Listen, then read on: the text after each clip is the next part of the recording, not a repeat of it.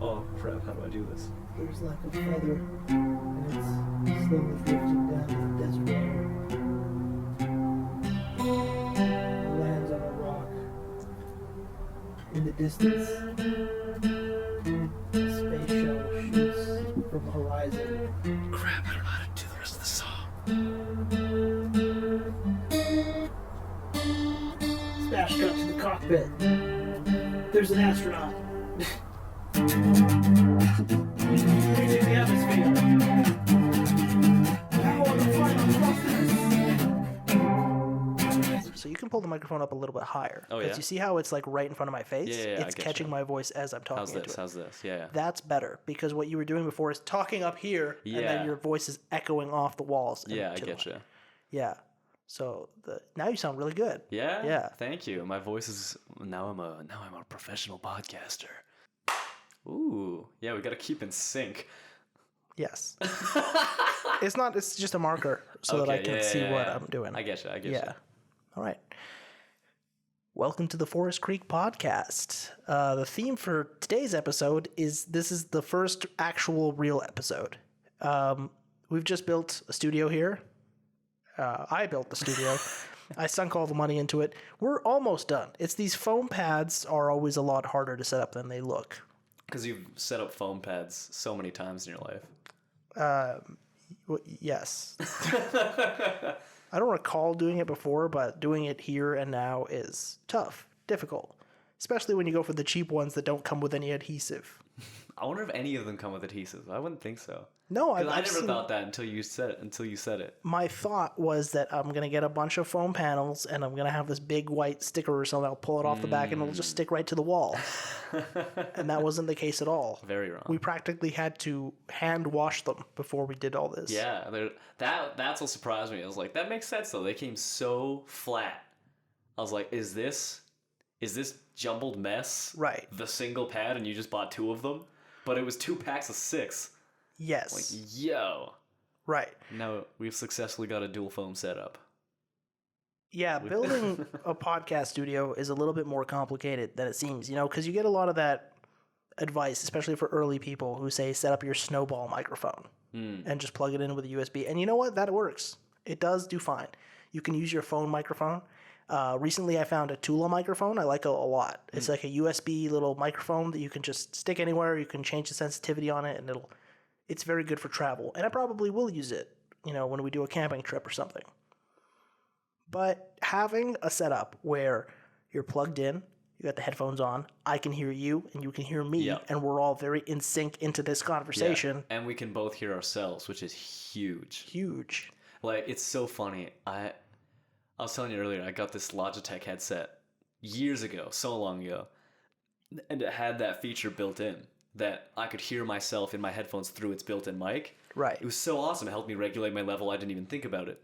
And as soon as I switched headphones, like a year or 2 later or something, I got, so to speak, nicer ones. They were sweet gaming headphones, but they didn't have that feature. Right. And this is in high school, and I noticed a lot more my dad going, hey, shut up, pipe down, like, cool it. You're getting really loud. Because I'm super loud anyways. And it's like, especially if I had my window open, pretty much the whole neighborhood could hear me because I scream so often. Yeah, we were talking about that right before we started, where you were talking about how you have a bit of a theater background, and so you constantly project your voice. It's so funny saying, it's like, oh, I've got a theater background. That sounds so... it sounds artistic and pretentious, but it's like... It's kind of true. Yeah, it kind of is true. Like, I never really thought about it, but it's like... I mean, I haven't been in theater in like 7 years, and I still say I have a theater background. Yeah, because I spent a lot of time in high school on the stage. Yeah, it's like I was we had drama class, and I was in that whenever I could be. And it's like always got a role. There was one time where I was like, didn't get a speaking role, but I didn't want one at that time. But we were walking around the Save On Foods earlier, and I was like, man, does the whole grocery store need to hear this story that you're telling me? Did you? Yeah, I didn't say it to you because I was like, well, we've been friends for too long. Yeah. I should just accept this fact. That, I appreciate that. Yeah. Because I get that a lot. When people tell you, why are you talking so loud? Especially from Chance, because he's so self-conscious and like Yeah. aware of And how he's a we're affecting the people Pretty around him. quiet guy. Yeah. It's so funny. And so when I'm like screaming about whatever, he'll be like, "Hey." Like, like it's so rare, but when it happens, I'm like, oh, that means I'm really loud today. Do you get embarrassed by it? No, I don't at all. No. It's funny because it's like, I'm like everyone. I care a lot about what people think. Right. And I think, what is it? It's like, I care about how I affect people. It's like I care the situation people are in. Mm-hmm. And like what I'm putting them in. But when it's just random strangers and yeah, man, I totally feel You're it. An empath. But when we're just walking around and we're surrounded by strangers, right? To me, it's like those strangers may as well not exist. I don't even That's hilarious because that's cognitively in my head. That's the opposite of what you just said. Yeah, exactly. Right. Which is the weirdest thing. I don't know. It's like, it's just when we're just walking around and I'm having a conversation with someone, I literally tune out the fact that there are people around me and they can hear what I'm saying. If you want to forward Jarrod some mental health advice, you can do so at The Forest Creek on Twitter and Instagram. Anyway, like I was saying, this is our first official podcast episode. Yeah, all the other ones are like episode practice. 0.2. I call them practice episodes because it would be like I got a new microphone set up, or it was just a thing we wanted to test out how it's going to feel like sitting down to try to record. All those recordings where you got that red Tascam mic, I think. Yes. Yeah. We just had that popped in the cup holder. Yeah. We're driving around at night. Oh, that was so fun. Yeah, one of the fun things I discovered back then that like it took me a while to actually figure out was electromagnetism and electromagnetic waves that cancel each other out and make things sound really fuzzy, especially if you have your phone next to it. Is that why all those episodes are destroyed? No, or never Not destroyed, or it's like the file is there, and if you listen to it, you can hear us talking, but you can also hear a lot of... Yeah. If you want to hear something really embarrassing, one time I was, for a BCIT assignment, I interviewed an artist who had just put out her EP. And she was lovely. The artist was awesome. And then I listened to it afterwards, and it was ruined. Oh. It was ruined because we did the interview over the phone, and I had my Tascam that I just pointed at the phone. And I did not know about the electromagnetic waves. Yes. First episode, brand new setup, new energy, new studio. It's a new day. Oh my god. I feel good about this. Do these... What? These phones on the table?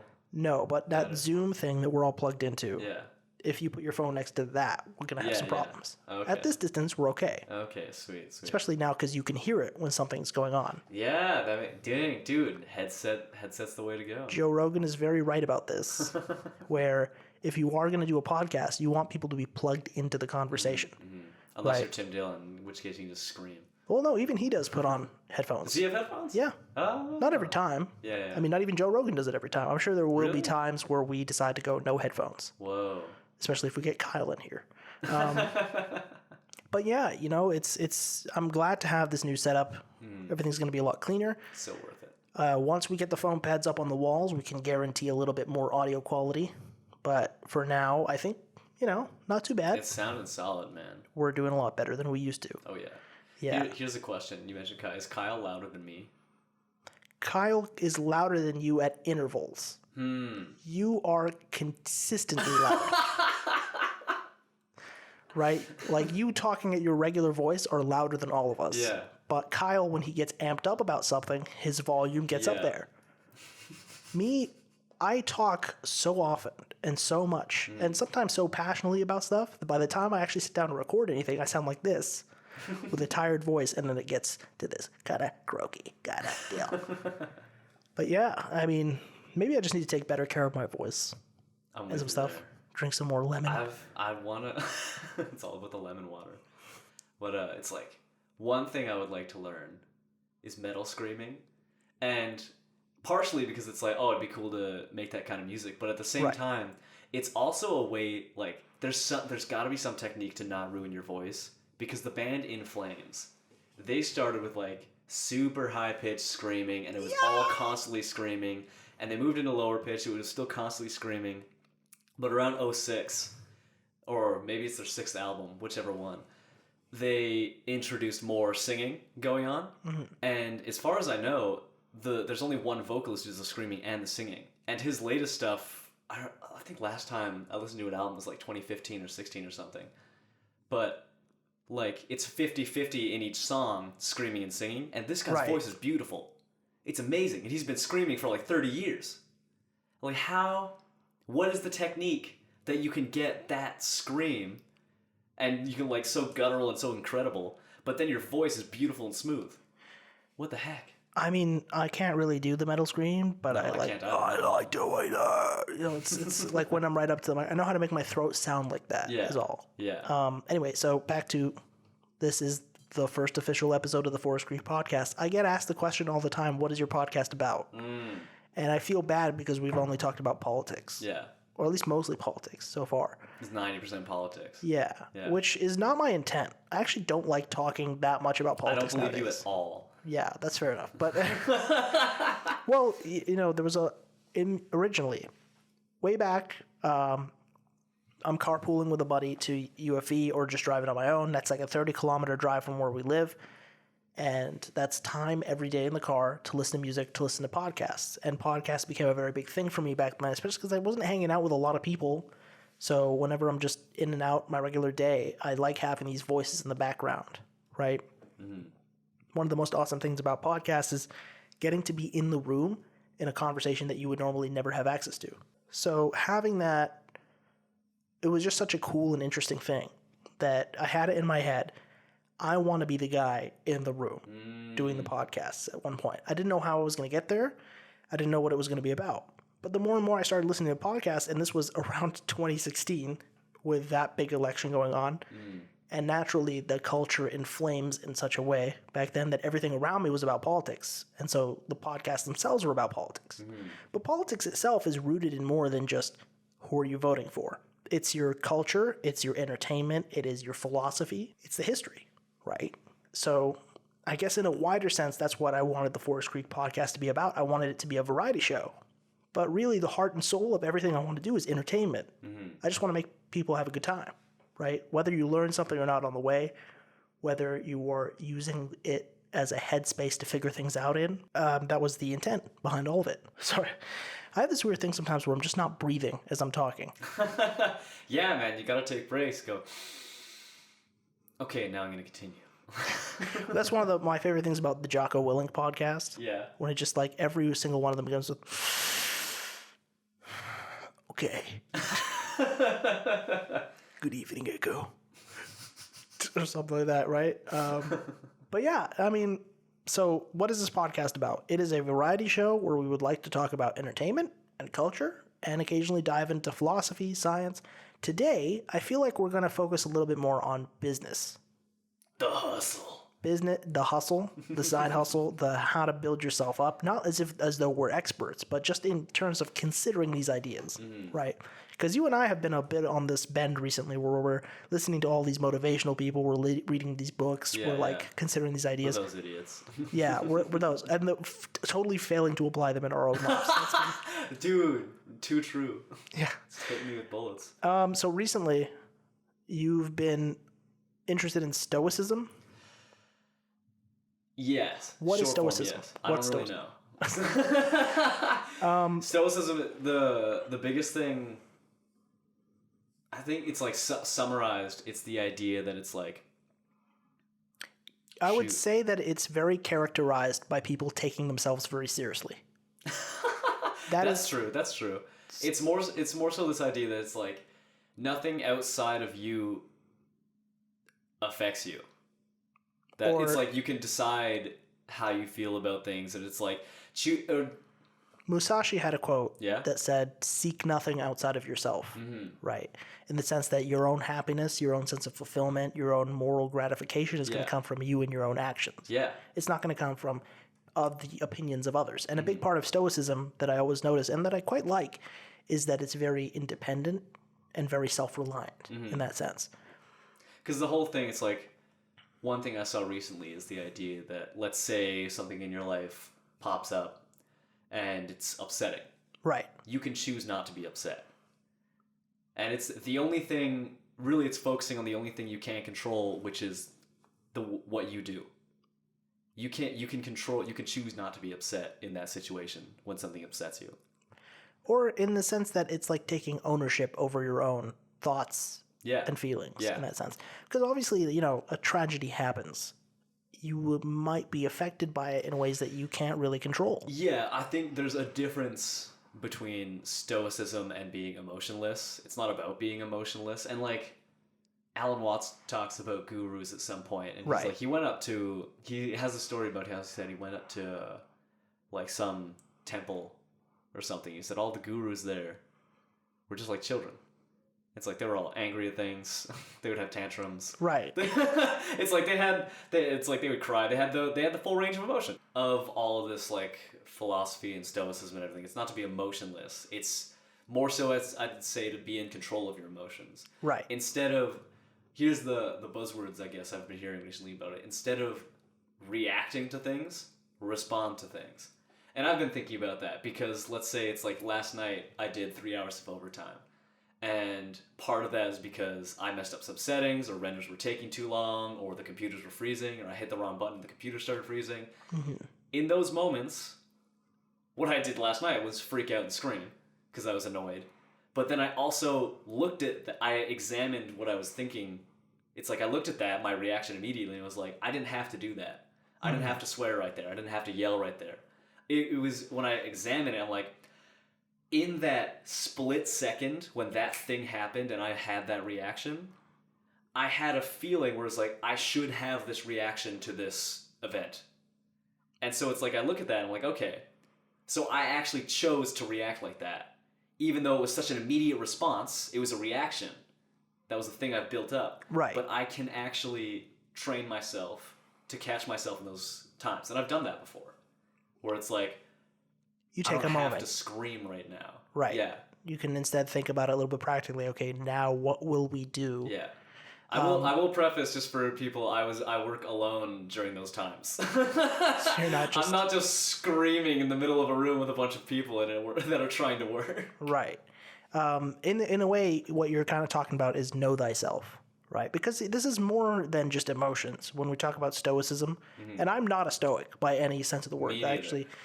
But it's the know thyself part. It's more than just emotions. It's more than your reactions to things that happen around you. It's an understanding of what are your own desires, and then what are your paths towards accomplishing your goals. What is in your way? What strengths do you have? It's very much focused on that so that you can try to build yourself a better life. Yeah. While also understanding, it's not always going to be happy all the time. Yeah. But you can choose to be satisfied and content with it. I think a big thing is that it's like, in regards to happiness, it's happiness and having all these range of emotions and reactions. A big part of stoicism is not having the world and your day-to-day stuff influence the way your day is going, the way you're feeling. Because it's like, so often people have a bad day because of something that happened. So that's completely outside of their control. So I was just going to say, I Googled the definition here for people's interest.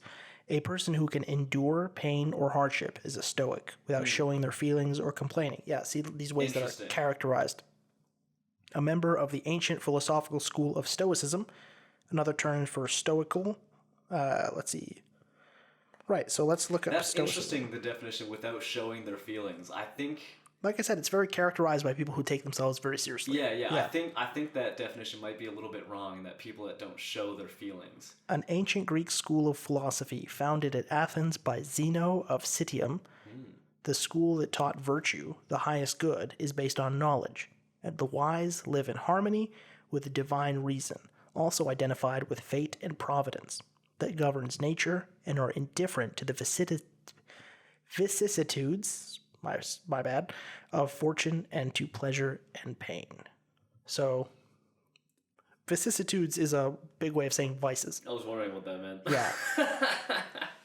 Right. So it's people who choose to try to pursue higher things rather than settling for vices. It is the polar opposite to hedonism. Yeah, stoicism is the complete opposite to hedonism. I like that because it's like with hedonism, you're finding joy and pleasure in all the outside things in life, outside of yourself. Whereas Stoicism, you're finding all of that inside yourself. Right. And we had a conversation about it one time that you'd been forwarding me like quotes and stuff like that. And I was trying to tell you my one critique of Stoicism is that I don't think it affords you enough space to step back and examine what you're doing, right? As much as it preaches that, what happens is that it gets down to that point of endurance and persistence and just trying to maintain a stoic control of your life, that you need to be able to take a step back from even that and look at your overall strategy and what you're doing, right? Because a lot of times when faced with hardship, the Stoics try to endure and persist. And that doesn't always afford you, like I said, that space to step back and say, am I enduring and persisting in the right way, in the right thing? Yeah. You know, and then I gave you that kind of, I pretended to be Jocko for a moment, and I told you, the machine gun isn't less deadly because you are more brave. Yeah, you freaking got me with that. I totally thought that was from him. Yeah, definitely gaslit you. He might have said that. He might have said something to that effect before. Nah, it's a rap original. Maybe.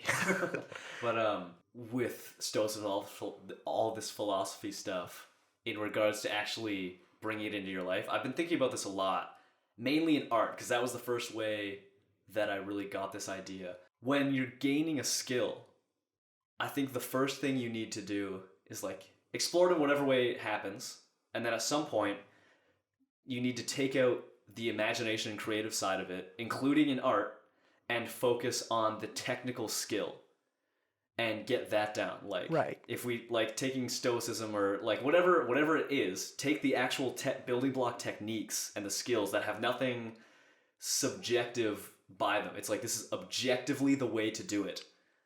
And then once you get control of that, you've got that technical piece mastered down, then you not even just master, but like you're at a good point.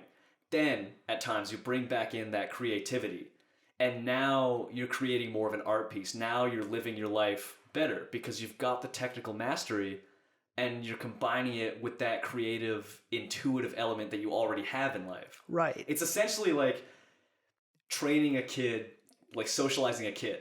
It's like you kind of got to say, hey, shut up, stop running around, and behave. And you teach them how to behave. Obviously, that's a fast way of doing it, but but it's like you teach a kid to behave, and then you introduce back in the, okay, now that you've got these basic human skills under your belt, go back more into to kind of trying to clean up that metaphor a little bit. It's like if you gotta imagine you're a baby and you can start crawling around and you're like, whoa, I can move from one place to another. Let me go see the whole world like this. Yeah. Right? But instead you gotta take a moment, you gotta understand that you gotta walk, you gotta run, you gotta jump, you gotta climb.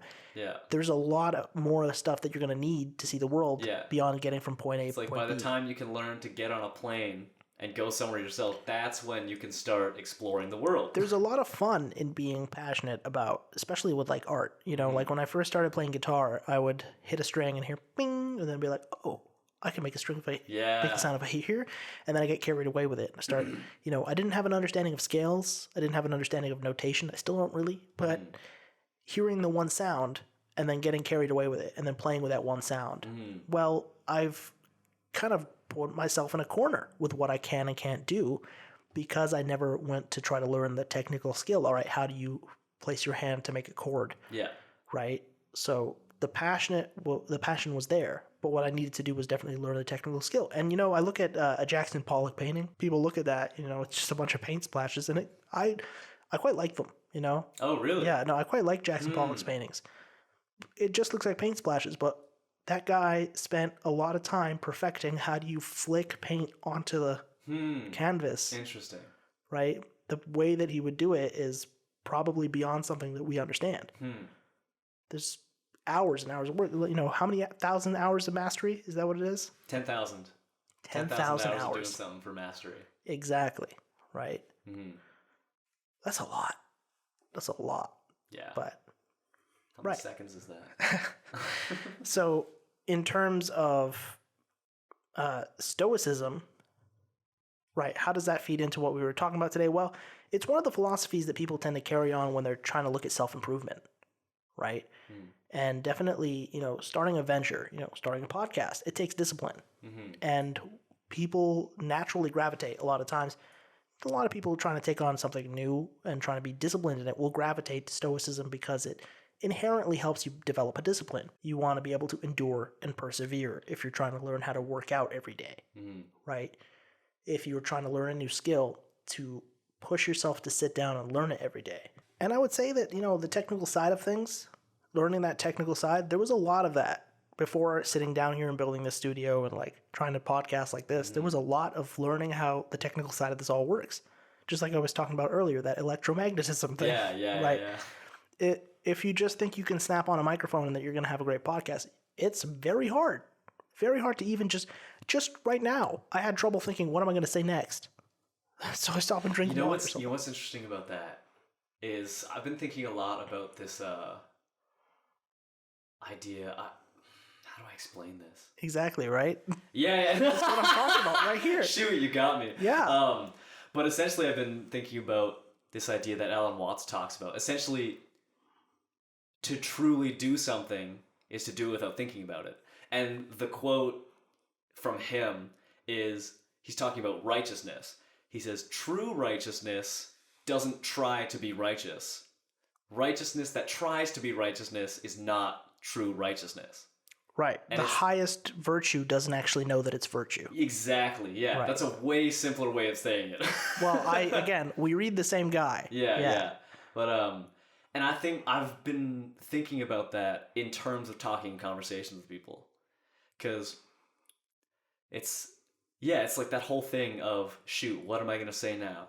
Dreading that dead space. But instead of that, accepting dead space. And instead of having to think and come up with topics, simply let things flow naturally. And that also depends, I find, on the person I'm with. Like, it's so much easier with you because we do this all the time anyways. Right. Whereas it's like, I'll be talking with, I don't know, my latest coworker. And we get along great. But every now and then, yeah. You make it sound like an ex-girlfriend. We've been going through a lot of coworkers lately. Right. But, it's like when talking with him, we get along great, we have a lot in common, and we're talking, and then it just stops, and we're just kind of looking at each other around the room because we don't have any work to do. And then I've been there. we're like, what do we do? What do we do now? I'm sure everybody's been there, where you just kind of run out of things to talk about, and then you're kind of like, okay, what do I say next? And if you force anything, it goes on for 2 sentences, and it means nothing, and there's no point to it. Right. So it's about like, finding something meaningful to say, too. Exactly. Right? Meaning behind what you say is so important, because why even have a conversation? There's a balance to that, too, because, when you're friends with somebody, you can also have a comfortable silence. Yeah. Right. Yeah. So going back a little bit to what is this podcast about? Because now that we're kind of diving into philosophy and its application, this podcast for me, and what I think a podcast is one of the perfect vehicles to do, is the pursuit of gnosis. For those who don't know, gnosis is the root word to Gnosticism, right? Gnosis in itself, originally the way that people would portray it, is the seeking the mystery of God in that sense. While I am interested in religion and spirituality, there's something beyond the mere religious aspect to the seeking of gnosis. It's literally looking for the meaning of life. So when I say I intend for this podcast to seek gnosis, I think you can find gnosis in everything where you look. You can find a little bit of that meaning in any direction, right? It's not about religion in that sense that like you're trying to see God in everything you do, right? Trying to see the source code, the creation of the world and all that stuff. But to find contentness and fulfillment in something is in itself a way of being in tune with that higher meaning, right? One of my favorite writers of all time was Douglas Adams, famous especially for writing a book called The Hitchhiker's Guide to the Galaxy. For those who don't know and haven't read it, you may have heard that joke of like, what is the answer to the meaning of life, the universe, and everything? It's 42. A fun, kind of silly little way to explain that we don't really know what that question means, right? That the answer and the question are amorphous. They're so large and so hard to wrap your head around that you yourself are destined to wrap your head around only one tiny, tiny little piece of it, but only you can do that. Because you're you. Within The Hitchhiker's Guide to the Galaxy, it's actually not that question and answer thing that had me so interested. It was more so this idea that, well, throughout the book, some higher beings, very intelligent, kind of like those super smart aliens that we always imagine, decide we want to know once and for all what is the answer to the meaning of life, the universe, and everything. So in the same way you would build a calculator to tell you what's 2 plus 2, you build this giant supercomputer capable of calculating the most amazing things. And then you ask it, what is the answer to life, the universe, and everything? The computer goes, I'm going to have to think about this. It takes 1,000 years performing this calculation, running this whole gigantic algorithm. Spits it out. I got it. It's 42. Obviously, you'd be a little bit upset if you were just told the number at the end of all this. So what the computer explains is you don't understand the question itself. In order to understand that question, I'm going to have to build you a bigger computer. And that bigger computer is so complex that even parts of it are going to be organic. Parts of it are just going to look like nature. Parts of it will just be connected to different parts of the universe. And I'm going to call that computer the Earth. And that was essentially the big joke behind it, is that the universe altogether, all of existence, is part of that big computer to try to figure out what the answer to life, the universe, and everything is. What is the meaning of it all? Well, you in your life are playing out a part of this calculation. You're playing a little part to figuring out what that meaning is. And just like I said before, you are going to get the answer that only you can get by living out your life to whatever end that is. So when I think about that whole big thing, I was like, well, that's what's behind everything, whether or not we intentionally pursue it. What if I could try to, in the same way that computer said, I'm going to build you a computer to understand everything, I'm going to make you a podcast that you will, by slow degrees, come to understand the meaning of life, the universe, and everything. And that is my goal with the Forest Creek podcast and the Forest Creek as a whole. Whether we do it by making you laugh, whether we do it by helping you learn something, whether we do it by bringing in a guest on to tell us what their little piece of the answer is, that is all I've ever been interested in. And sometimes that's going to dive into political, and sometimes it's going to dive into religious, and sometimes it's going to be philosophy and culture, and so on and so forth. I don't know. Does that sound good? That's the dream. Right. To this end, what are we planning to do with this podcast? That's an honest question. That's more about what do you plan to do with this podcast? Well, I had a couple ideas. One is, we don't really know the history of our own country very well. So having a podcast kind of series where we can kind of figure that out would be fun.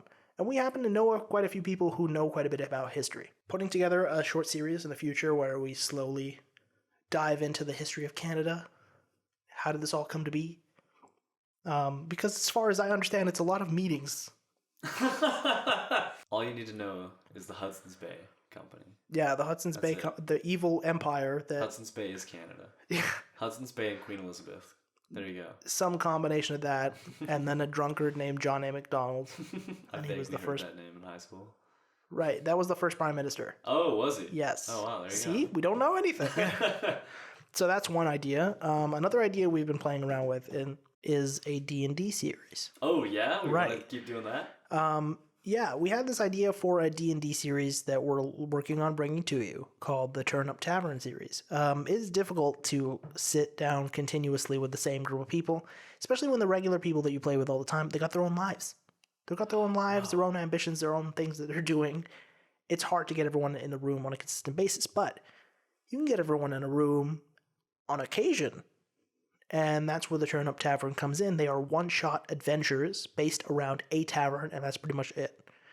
We're planning to run them in some very easy game mode. We've been playing around with D&D 5e quite often, but we're looking at Pathfinder 2. Oh, right. Dang. I'm gonna let you experiment with that first. Yeah, that's what I'm gonna run that future game in. Shoot, I need to start planning that again and reading the rules. That's actually one of my favorite things about D&D is that it in itself kind of becomes a model for that.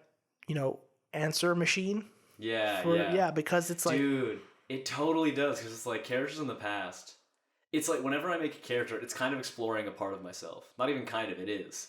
It's exploring a part of myself. Like, when I ran Jules in your campaign, that was where I was really into spiritual stuff, had the experience with God and whatnot. And then that all funneled into that character. Who was like a young monk trying to like figure out himself as he's moving on. Yeah, we get really into that. I find that in a way of saying it, there's this old hermetic a law of the universe that says as above, so below. And to do so in the imagination, when you create something like that, an artist, when they are creating a piece of art, for instance, are creating a microcosm of their understanding of something, right? So an artist who decides to sketch a bird, that while the bird exists in the macrocosm of the world, that artist is creating a picture of the bird that is a microcosm of their understanding of that.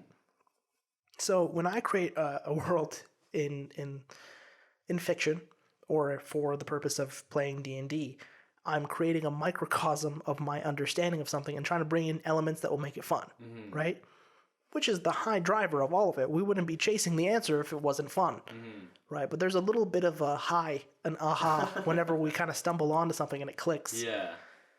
And that tends to happen whenever we play the games a lot. And I'm not sure if we'll be able to bring that through as much in a one-shot campaign series. I mean, we could have recurring characters. But I bet it will be fun. Yeah. Yeah.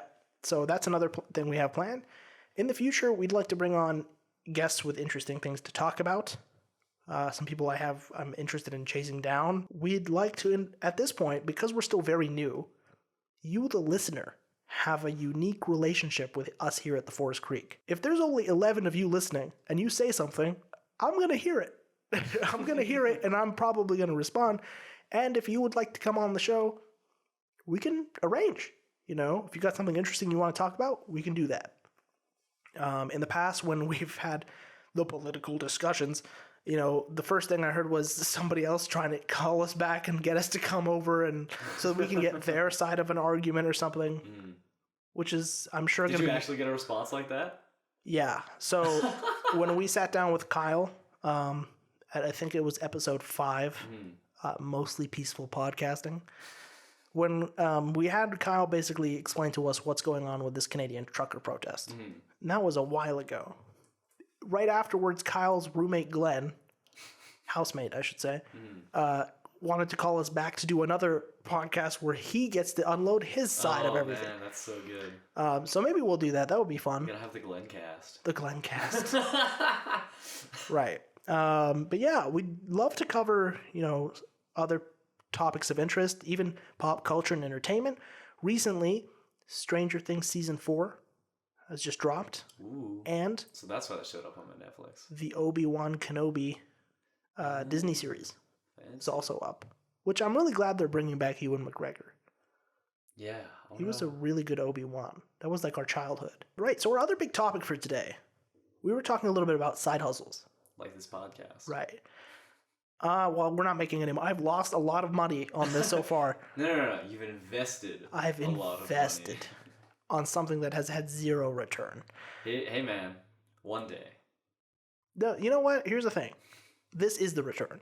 Boom. Me sitting down here and talking to you like this and doing this and, you know, putting it up there and maybe somebody hears it and then comes back to me later. That's the return. Boom. I'm happy. If I make money on this, which I intend to, that's a positive too. Wow. Failed artist. Failed artist. Sell out. Right. If you make money from something, you're a bad person. Aside from being your captain and CEO here at the Forest Creek. You're my captain? Yeah. You're captain, my captain. This is a pirate ship. Aside from that, I also work a full-time job, and I also work a part-time job. You work a part-time job? Yeah. Oh, is that the teaching gig? Yeah. Okay, yeah. I work in marketing. Yeah, which is its own fun world because I never really saw myself in marketing until I started, you know, thinking, okay, well, I guess my skills are applicable here, so I'll try to pursue jobs here. And the more and more I do of it, the more interesting it actually turns out to be. And learning about business and learning the ins and outs of like how to put together a brand and how to create content for that brand, and then getting on that Gary V grind, like marketing is queen, but content is king, you know, that kind of deal. It's interesting stuff. And also being around like real legitimate business people and learning the way that they deal with and react to stuff. Yeah. Or respond to stuff. That's what we were talking about. A lot of times they react. They react too. But then at the same time, despite being involved in such serious business, also being authentic and being themselves at it. And then, you know, this thing that a lot of people say about, because I work in real estate marketing, the thing that constantly people say about it is that it's a people first business. And it really is, right? All business is supposed to be people first, because it's built on making a deal or having an understanding with the person across from you. Mm-hmm. Whether you're trying to sell them a car or a house or a sponge or some terrible foam padding for the wall. Hey, maybe I think the foam padding's good. I think it's the tape we bought. It's the tape. But learning about business and all that stuff is really interesting. And then the other side to that, and why we wanted to talk a little bit about side hustles, is that nowadays people are finding more and more that their regular 9 to 5 is not cutting it. It's not helping them achieve their dreams, or helping them build their portfolios, or helping them get enough money to make ends meet, to invest, to try to work towards something bigger and better. Even practically, it's a good idea to have multiple sources of income, because at any moment you could get fired, your company could go under. Right. Any number of things could happen that your single source of income is no longer there. Absolutely. So having a backup, even if it's like not consistent, not as good, not enough for month to month, if you've been able to build up savings through that can help with your month to month, and then you've got this while you're looking for another main job. If you've got 1, 2, 3 side sources of income, I don't know about more than one. That'd be freaking insane, depending on what they are. But it's like, I was watching this one video and this guy mentioned that like one source of income is making teaching videos and putting them up on whatever website. Right. And those are there forever, and they are a passive source of income. Whenever people watch them, whatever happens, like if you set up a YouTube channel and you're 100K, 200K subs or whatever, and you get a bunch of views every video, that's some passive income. Those videos, they're up there, they're always going to make money. It's not like it just runs out at some point. I do want to add one little pin here, is that a lot of times when people talk about the side hustle, and especially in terms of content creation on the internet, whether it's making videos or writing articles or any of this stuff, you don't have to do that. That doesn't have to be the side hustle. Yeah. It can be a couple of shifts at the grocery store. Exactly. You can be a shoe shine. Yeah. There is a lot of... I know one person that's like, they've got a full-time Monday to Friday job, and they started working at Walmart on the weekends just because it's good extra income. Right. Yeah. It's not about using the internet to make the money. The internet is a tool that can help you make the money, but the person who's going to make the money is you. Yeah. Right? Get after it. No. Aside from the motivational stuff, I mean, for me, I do my regular job, marketing. I do my other second job. I like to teach English. It's enjoyable to me, and for me, that's just pocket money. And then the Forest Creek, another thing that we're planning on doing is opening up not just for the purposes of creating entertaining content for you, whether it be videos or films or this podcast, or even writing these articles. Another thing that I would like to do with the Forest Creek is start opening up for content production. There's a lot of businesses out there that need some content, whether it is articles or videos or podcasts. Dude, even just renting out this little studio space. Yes, sir. Right? If you are looking to expand your business and are interested in creating some content, get in touch with us at The Forest Creek, whether it's on Instagram, Twitter, or theforestcreek@gmail.com. And I personally will be in touch to see what we can do for you. We are actually working right now on developing a professional website where you can then inquire and learn more about what we can do for you. What do you do, Jarrod? I'm currently an online editor. What does that mean? Making websites? No. Because that's what that sounds like. Yeah, I know, right? It's like online. It's just the difference between online and offline film. So offline editing is when the editor actually builds the movie and creates it, makes the edit. They make the cut. But they do that using proxies. So let's say they shot it in red footage that's at like 4K, 6K, 8K, whatever. The assistant editor at that place they'll render out like HD proxies from this footage. So there's technically 2 versions of the source footage. You got the original high-res, heavy-duty footage with all the metadata and everything. And then you have an HD proxy that's garbage, doesn't have metadata, because you don't need that metadata for editing. Right. You're just grabbing this stuff, putting it in the timeline, they build their thing. That's offline editing. It's offline because it's using the proxy files.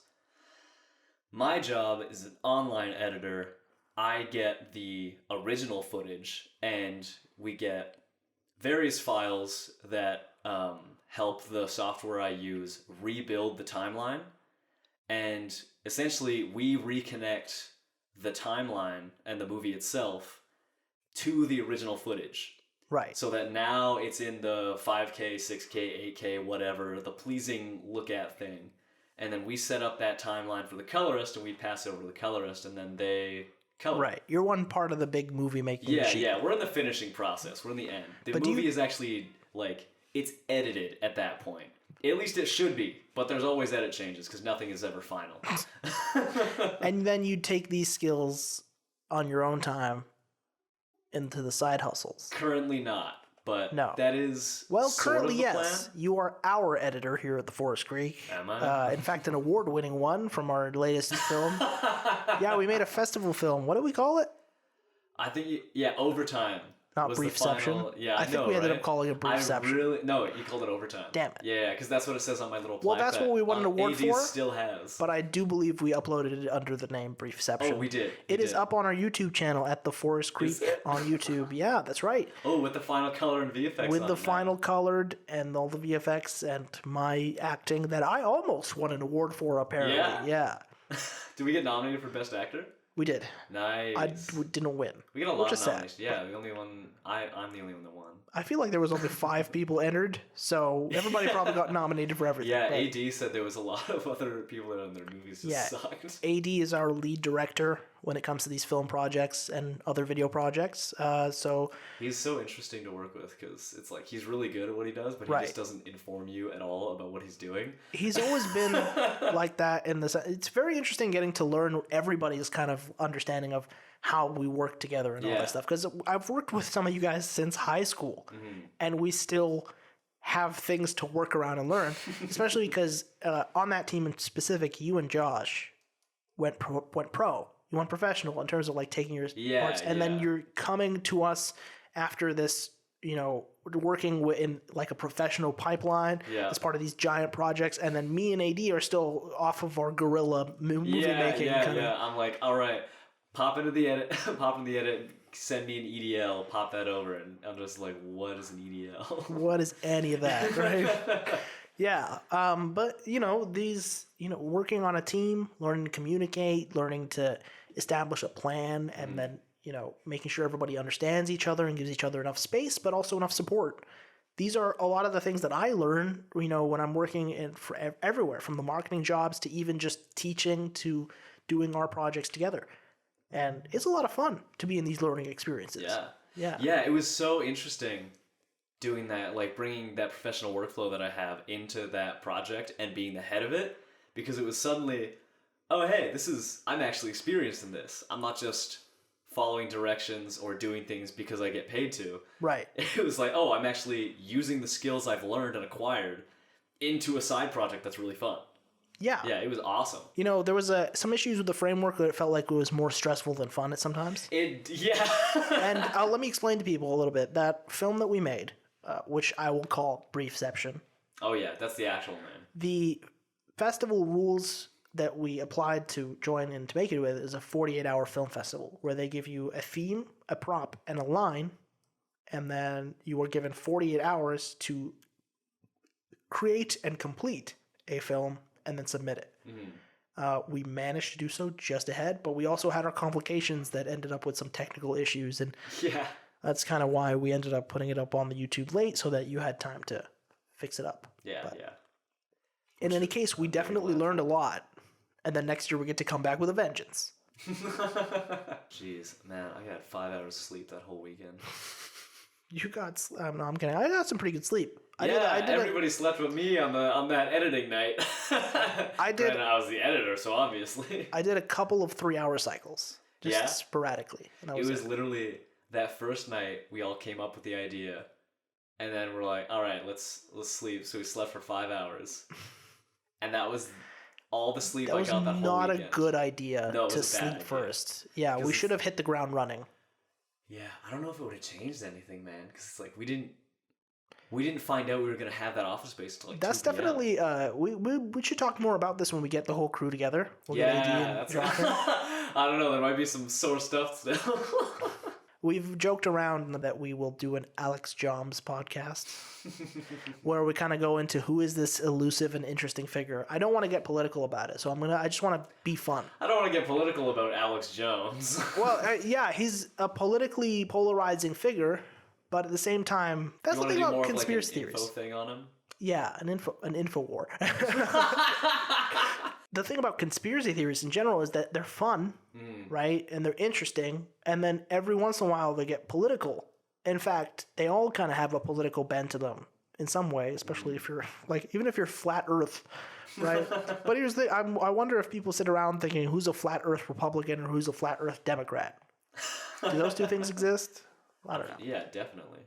Probably. Conspiracy theories on every side of the political spectrum. The president comes on TV tomorrow.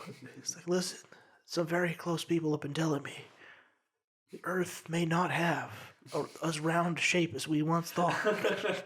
There is an ice wall. Not very good at impressions. I just got off the phone with Vladimir Putin, and I was trying to convince him that the Earth is not as round. Oh my gosh, that would be amazing. All bad. Yeah. I also, man. I just want to say I love the flat Earth theory, specifically the ice wall. The edge of the Earth, there's a giant Game of Thrones-esque ice wall along, around the whole ring, and not only is it just there, but it works like Mario, like 2D Mario, where if you hit one end of it, you come out the other end. Do you have to go through the ice? I don't know. That's the thing that I'm always, when somebody tells me they believe something, there are so many different ways to believe the same thing. Just like I was talking to an LGBT activist the other day, and even she was telling me that she doesn't believe all the colors of the rainbow.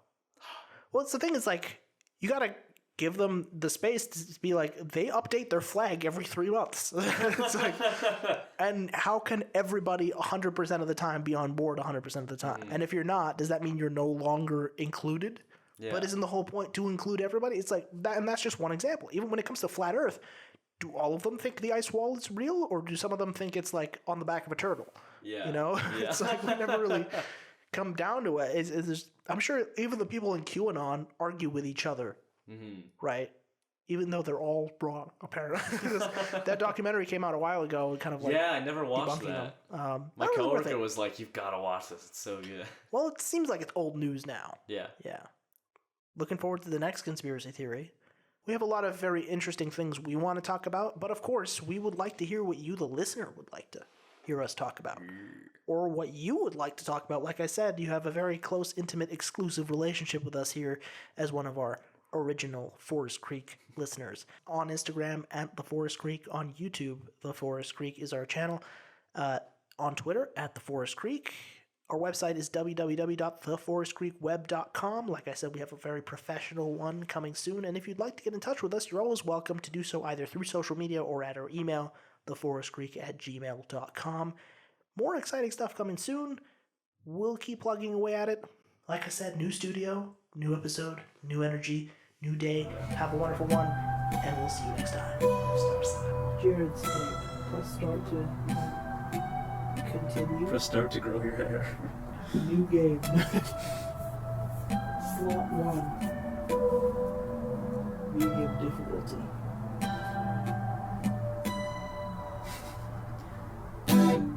Press A to jump.